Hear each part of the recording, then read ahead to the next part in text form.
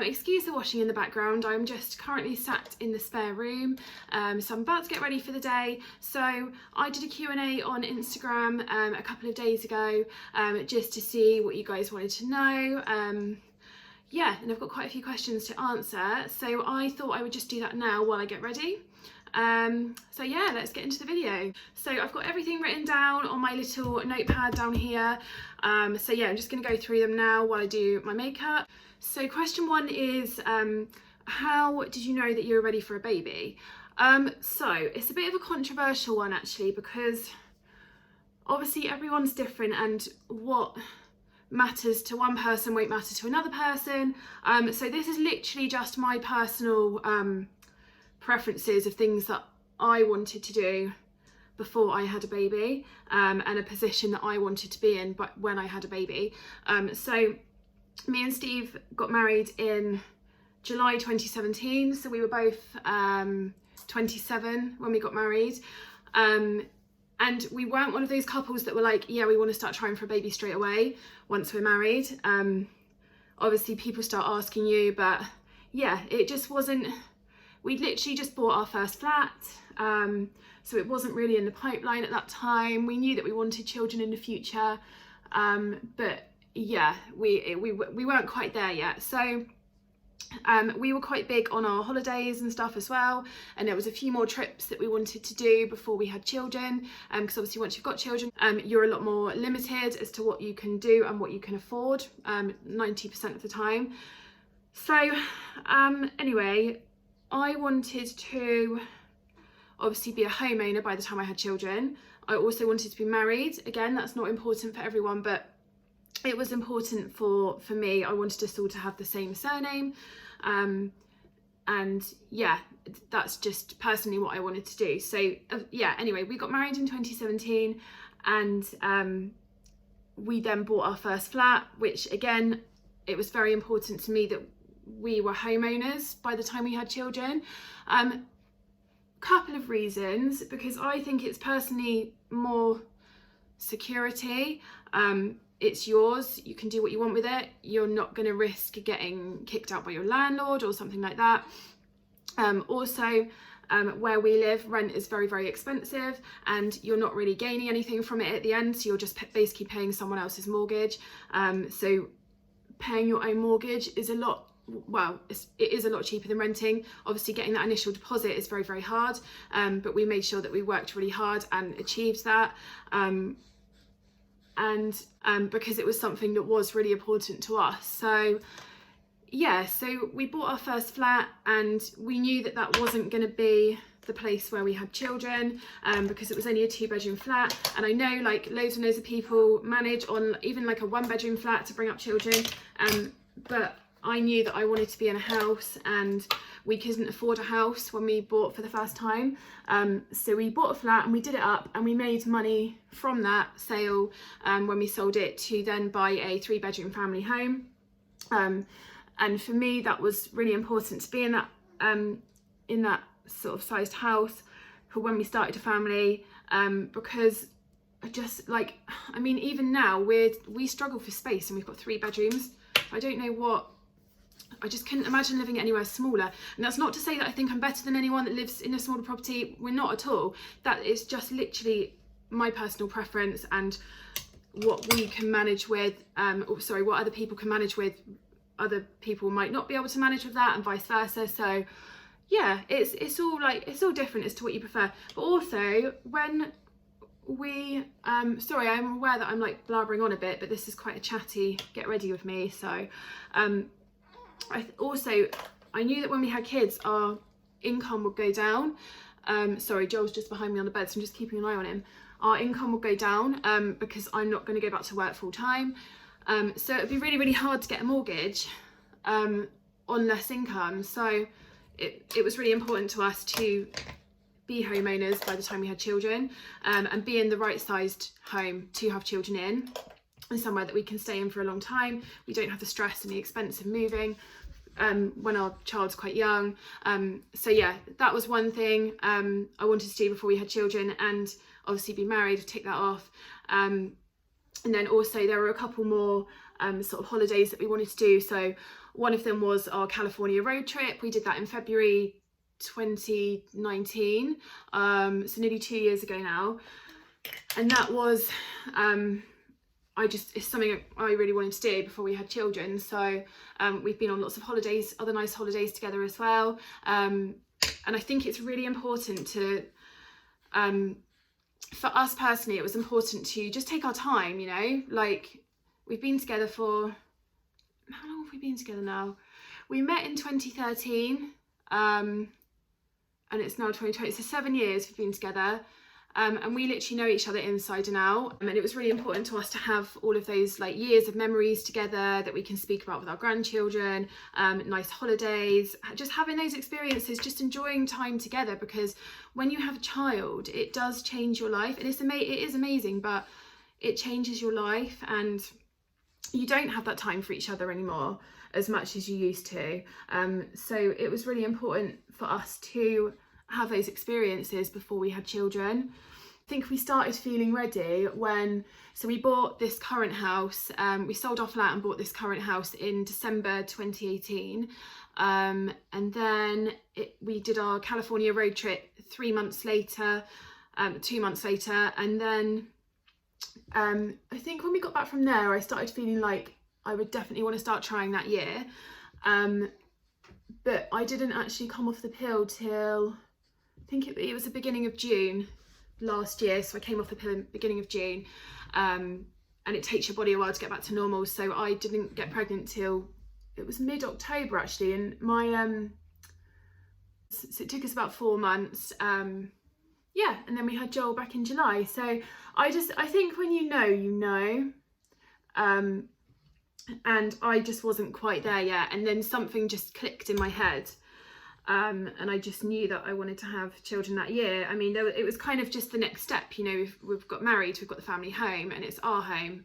And we've just done an amazing holiday, like a once in a lifetime holiday.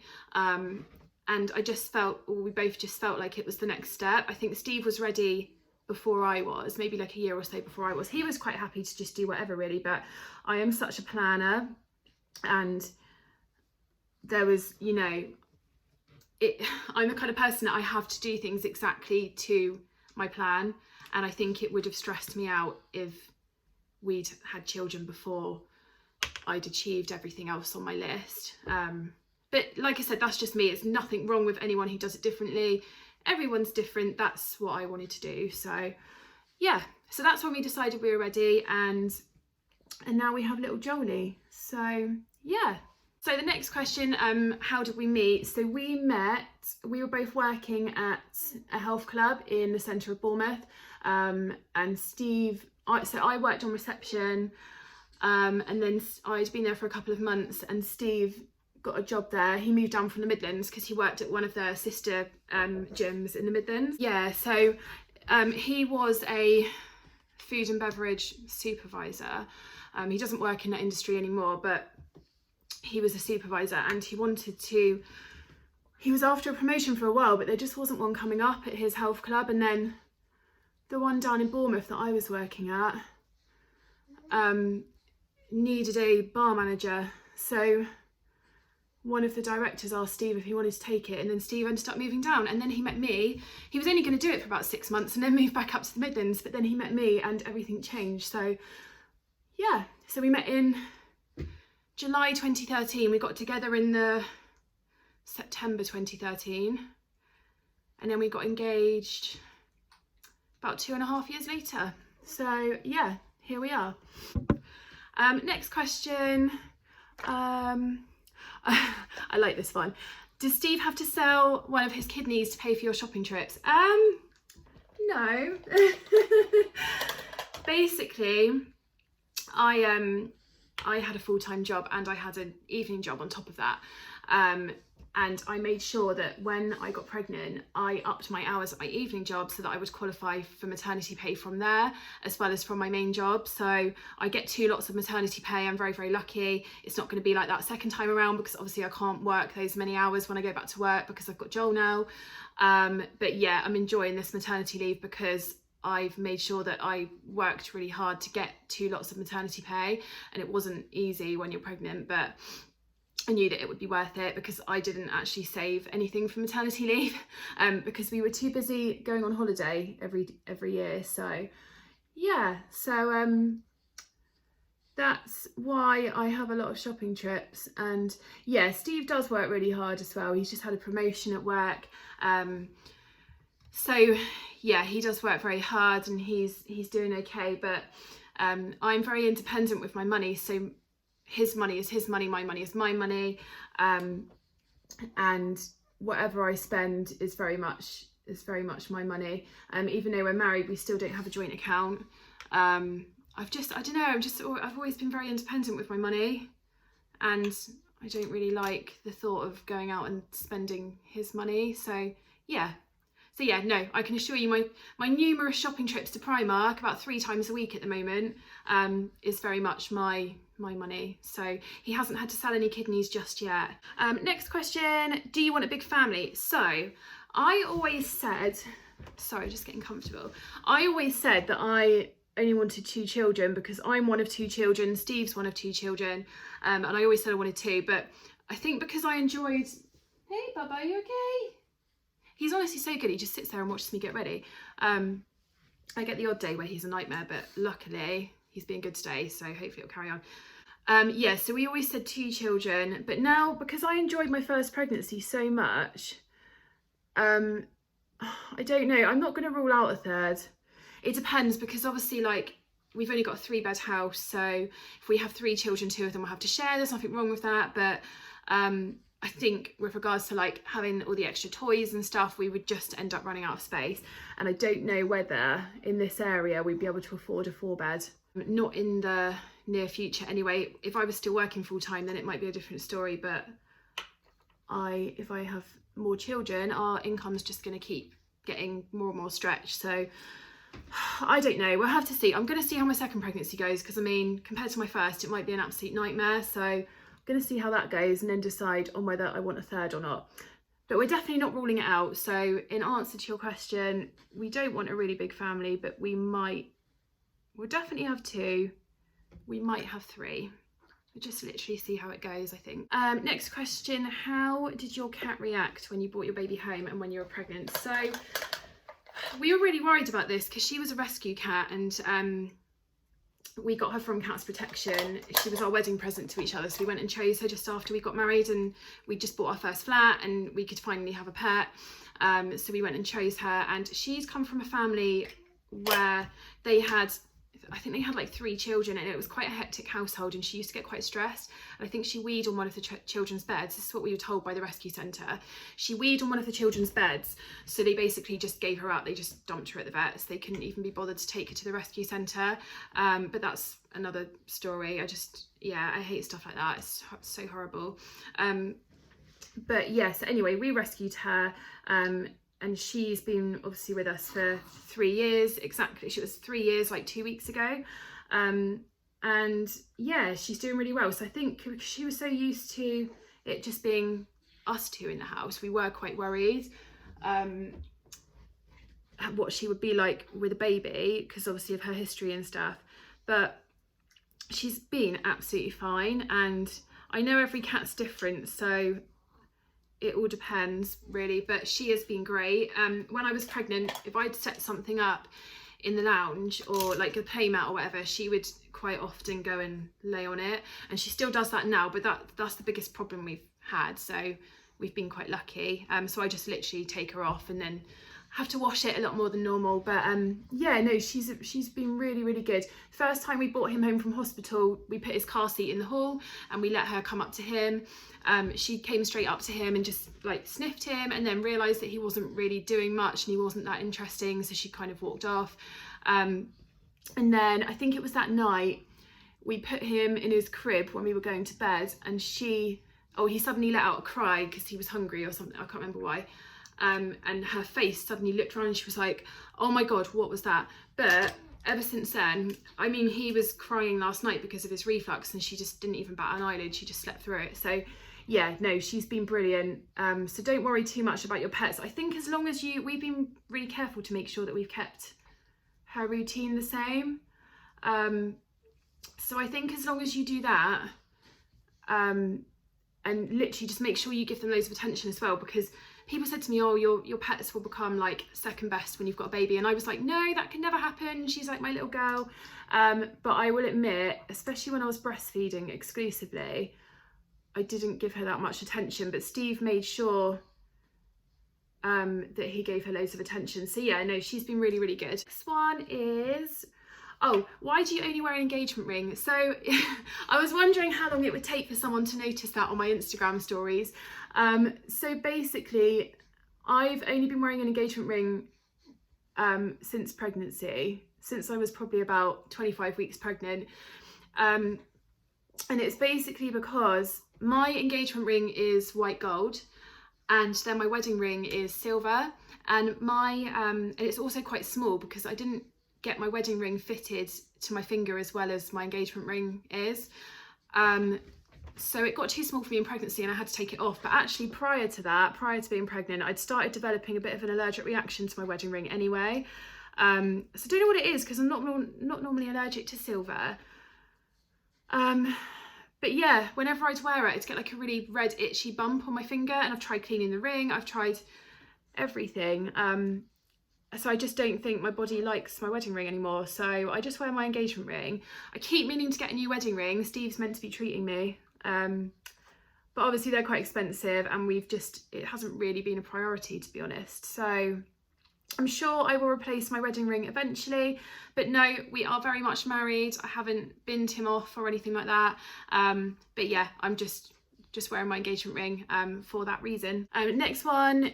Oh, what do you do as a job, and are you planning on returning to work? So I work for a car finance brokers in a big office. I really love my job. I love my team. I miss them, so I've been popping in a few times. But yeah, so I work in the payouts department. So basically when so the salesman downstairs on the sales team will sell the car finance to a customer, and then when we've got all the documents in and it's ready to go up to the lender, so the lender can pay out the money for the car, I'm basically on the team that process everything and send it up to the lender and then get the payout confirmed with the customer. So yeah, that's what I do for a job. And yes, I am going to be returning to work. I'm not due back till sort of early to mid-April next year. It just depends how much holiday I've got to carry over. So that is my plan, but I'm not going back full time. I'll be going back 2 days a week, but 2 really long days. So like 9 a.m. till 8 p.m, because then it's basically the same as working 3 days, but then I only need like 2 days childcare. So I'm doing that, and then I'm going to do alternate Saturdays, just 10 till 4. That's my plan anyway. You've got to have a back to work interview, and hopefully they'll be happy with that and accept me back part-time, because there's always that risk that they won't, but apparently it's a really good proposition that I've got for them, so I'm hoping that I'll be able to do that. So yeah, I've got a while yet before I need to worry about that, but that is my plan. Next question. Oh, we've got 2 more to go. So what are your views of your baby sleeping on you and the negativity towards it? So I think in general, like, everyone has different views on this. I'm not someone who would ever co-sleep, but that's personally because I get really bad anxiety about it. I just don't think I would ever be able to sleep, like, for fear of like rolling on my baby or something like that. But during the day, Joel sleeps on me like 90% of the time, because if he's taking a nap and I don't need to get up and do anything, that's my time to like catch up on my messages or just speak to my friends on WhatsApp and stuff like that, or online shopping, one of my favourites. So that's what I'll do, because if I put him down, he'll wake up after like 20 minutes, whereas if he's on me, he'll be asleep for quite a few hours. So there's always going to be mum police out there. You're always going to get negative comments about everything you do. I haven't personally had any about that, but I know some people that have. So yeah, just ignore it. You do you. Do what's right for you and your baby. If your baby's better sleeping on you, then let them sleep on you. I mean, they're only going to be little.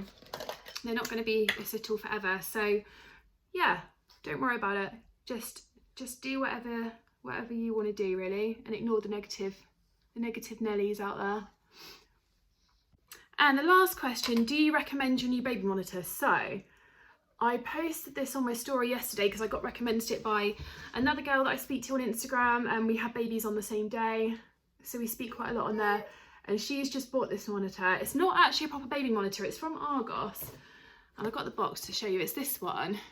So it's a home Wi-Fi security camera, but it can be used as a monitor as well. So basically you just put the camera at the end of their cot, and it connects to your phone, and then you can watch them on your phone. You can also talk back to them through the camera, so if they're crying you can talk to them. So yeah, we only tried it last night, and I was at my friend's house last night till quite late, so it's not actually helping me talking while I'm trying to do my lips.